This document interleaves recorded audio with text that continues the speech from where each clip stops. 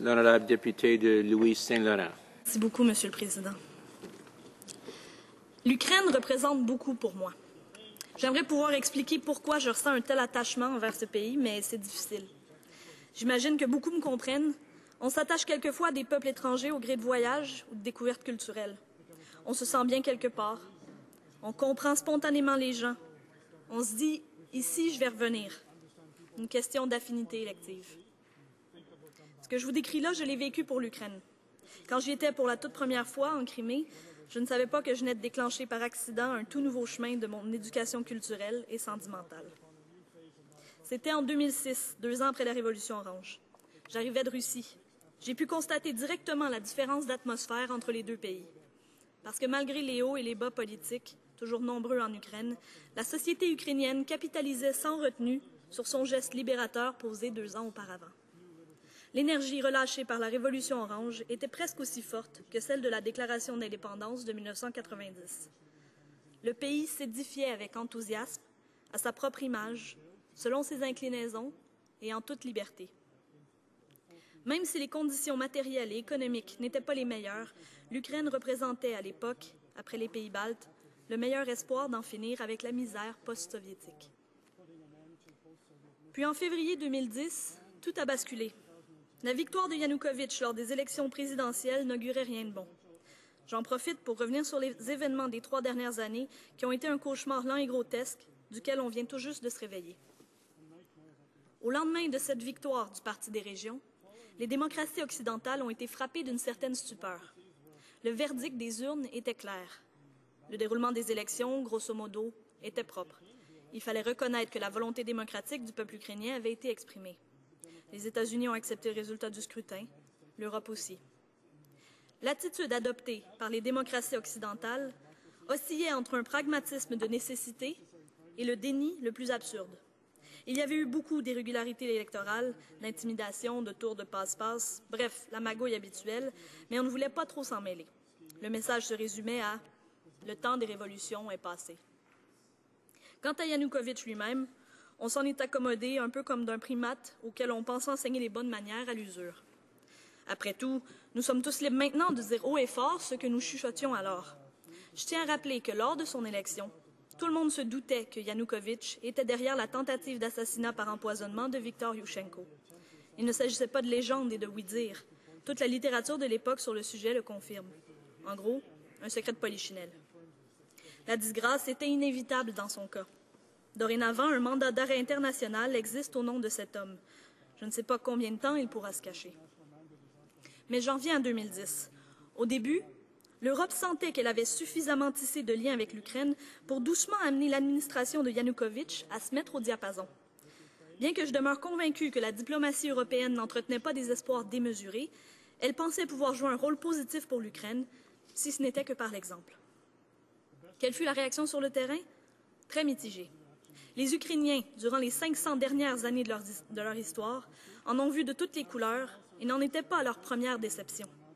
Le public a cru que la division marquée des opinions à travers le pays suffirait à garder le gouvernement nerveux, même si l'opposition était affaiblie par les tiraillements internes. Tymoshenko, alors candidate vaincue, a déclaré, sans mâcher ses mots, le 22 février 2010 « Les oligarches ont besoin de main-d'œuvre bon marché à exploiter, de gens pauvres et isolés qu'ils pourront contraindre à travailler dans leurs usines pour des miettes. Ils ont aussi besoin des richesses de l'Ukraine, qu'ils continuent de piller depuis 18 ans. » Ces paroles se sont avérées résumer parfaitement les 4 années de règne de Yanukovych. Le refus de signer l'accord de rapprochement avec l'Union européenne l'automne dernier n'était que la conséquence logique de ce programme d'amoindrissement systématique. La mise en garde de Tymoshenko se concrétisait. Et justement, en ce qui la concerne, les choses allaient rapidement empirer. Sa condamnation illégale en août 2011, après un long procès truqué, avait confirmé les pires craintes. Yanukovych était un revanchard prêt à tordre toutes les règles, sans gêne et sans vergogne, dans le but de garder le pouvoir. La communauté internationale a condamné sans équivoque ce procès. Le Canada non plus n'a pas perdu de temps. Ce Parlement, dès l'automne 2011, a décidé d'avertir le gouvernement ukrainien qu'il ne tolérerait pas d'affront aussi grave à la primauté du droit et aux droits humains. En mai 2012, une délégation parlementaire dont je faisais partie et dont plusieurs de mes collègues ici présents faisaient partie aussi, s'est rendu en Ukraine pour prendre connaissance in situ de l'état des choses. Notre ambassade à Kiev a facilité le contact avec plus d'une cinquantaine d'intervenants issus de plusieurs milieux politiques et civils. Pendant une semaine, nous avons pu entendre de nombreux témoignages révélateurs. Le constat était accablant. Malgré des réseaux d'intervenants civils admirablement développés et un message uni parmi eux, le pays semblait être revenu au jour incertain de la transition post-soviétique. L'insécurité, la corruption et une légalité de pacotille affaiblissaient l'État et la société. Moi qui connaissais déjà le pays, j'étais à même de voir la différence. Le vent de liberté qui soufflait en 2006 s'était tari. Les conversations avec les amis étaient lourdes et tristes. Les Ukrainiens voyaient tous les efforts investis depuis 2004 être sapés par le régime. Une chape de plomb venait d'être posée sur leur avenir. Comprenez-vous ce qu'une telle débâcle signifie pour un peuple qui a déjà vécu autant de revers? Les Ukrainiens, par dépit, ont remis leurs vieilles œillères usées simplement pour avoir la force de continuer à vivre dans ce pays que l'histoire refusait d'affranchir. Sauf que justement, l'histoire enseigne une leçon que nul ne peut nier. L'âme de l'Ukraine est forte et toujours, elle finit par ressurgir. Je me le répétais, me disant « Ce peuple extraordinaire, ces Cosaques, ils vont finir par réagir. » En novembre dernier, l'administration de Yanukovych a refusé de signer l'accord de rapprochement avec l'Union européenne qui progressait depuis des années. D'un seul coup, c'est comme si le cœur du pays avait cessé de battre. Les gens ont spontanément repris la rue, se portant sur la place de l'indépendance, comme en 2004, pour demander des comptes au gouvernement. La décision égoïste et indéfendable de Yanukovych de préférer l'union douanière exclusive avec la Russie a choqué profondément les Ukrainiens.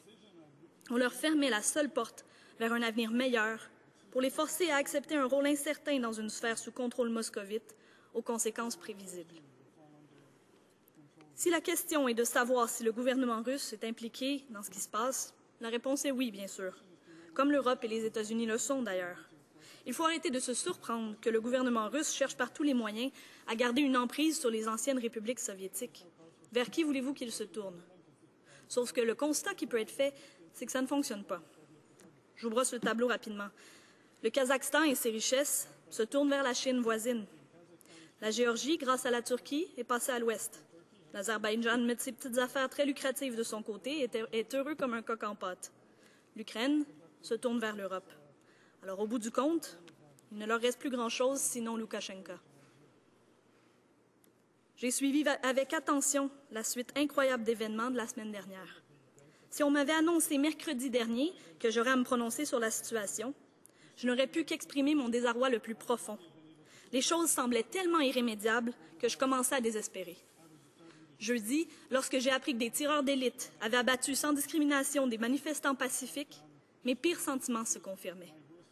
Sauf que voilà, l'esprit cosaque a triomphé, comme une digue qui lâche en 24 heures.